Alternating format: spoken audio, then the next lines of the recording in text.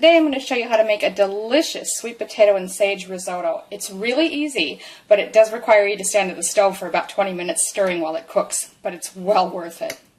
I've got my ingredients assembled here. We start with about 50 milliliters, or I don't know, I guess it's probably around half a cup or so of olive oil. I've got 440 grams or 2 cups of arborio rice, 1 red onion, about medium size, and then you need about 600 grams of sweet potato. So this one on its own was nearly 5, so I've just got about half of another one there. We're going to peel and chop those yet. Then we've also got about 3/4 cup, I'd say, or 75 grams of shaved or shredded Parmesan cheese. And I've got a little bit extra to shake on afterwards if you like Parmesan. We have about 1 tablespoon of ground sage. If you have more fresh sage or a shredded sage, you'd use up to 3 tablespoons. But if it's ground, just the 1. And then here I've got 1.5 tablespoons of a vegetable stock powder.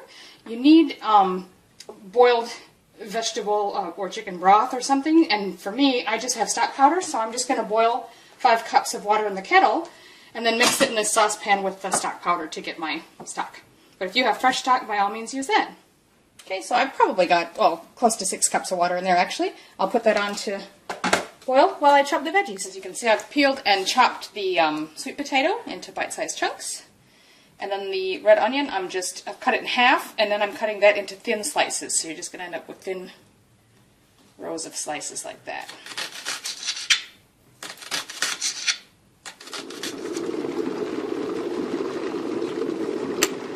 So we're going to make our stock now that the kettle's boiled by pouring that 1.5 tablespoons of the vegetarian stock powder in there. I'm using that. You can use chicken, whatever you like. And then you've got 5 to 6 cups of boiled water. I'm going to put that in there so that it mixes with the stock powder, and that's going to serve as your stock. Again, if you have fresh stock or something else you want to use, that's fine. 5 to 6 cups you're going to need. Just stir that well to mix. And cover, because we're going to use it in increments, not pouring it all in at once, but as we cook the risotto. Okay, so this is a large soup pan, stock pan, if you've got a Dutch oven, whatever works for you. I'm going to start by putting the oil in there and setting that over a medium to high heat just to get it started. And then we'll turn it down to, say, a medium-high and put the onions in. Okay, so the oil is hot, so I'm going to take the onions and add those first. And give them a stir.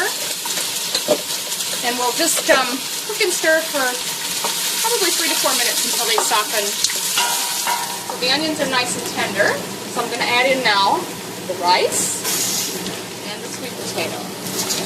And you're going to immediately want to stir those to coat it well. Once you've got them well coated, you'd only want this to take about a minute. Then we're going to start putting some of that hot stock in. I'm going to do it, just say about 1/2 cup at a time.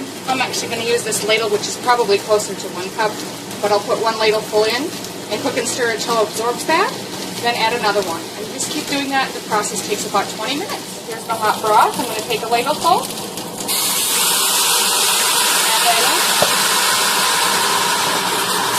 First couple won't take long. Stir it up till it's well absorbed. When you don't see a lot of liquid anymore, put some more. Okay? It could take a few minutes. You want to be stirring this pretty much continuously while you're cooking.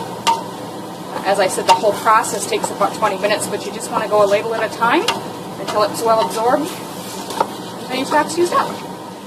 So I just want you to see the texture that I'm after. You don't want to see a lot of liquid, like when you first pour the broth in. See how by constant stirring between each addition, it actually just turns into sort of a thick, creamy sauce. The risotto itself gets very creamy. So that's why we don't put the stock all at once at the beginning. You want to put it in increments like this. And when it gets nice and thick like this, then it's ready for the next one. We're nearly finished. I'll probably only have 1 more addition after this. See how it's much liquidier when I first put it in? So I'm going to continue to cook and stir constantly until it gets to the same texture as before and absorbs that extra liquid. Okay, so here's the texture when we've finished. You can see it's nice, thick, and creamy. And from here we're going to add some really amazing flavors. This is going to be such a good dish. I love this one. So we'll start with our tablespoon of the ground sage and stir that through. Once you've got that well blended, we're going to add the shaved Parmesan. Now, the recipe originally does call for this. I've often made it only with the grated Parmesan if that's what I have on hand. Use about 3/4 cup of that, or about the same amount I've got here of the fresh Parmesan. I still like to put a little of the grated on as a garnish in any case. So these are actually bits of shaved Parmesan. And dump that in and just stir it through to melt the cheese in. Okay, so here it is, dished up into a bowl. Again, if I had saved a little bit of the shaved Parmesan, I could put some of that on for a garnish, or a sprinkle of regular Parmesan if you like. Or, as is, enjoy.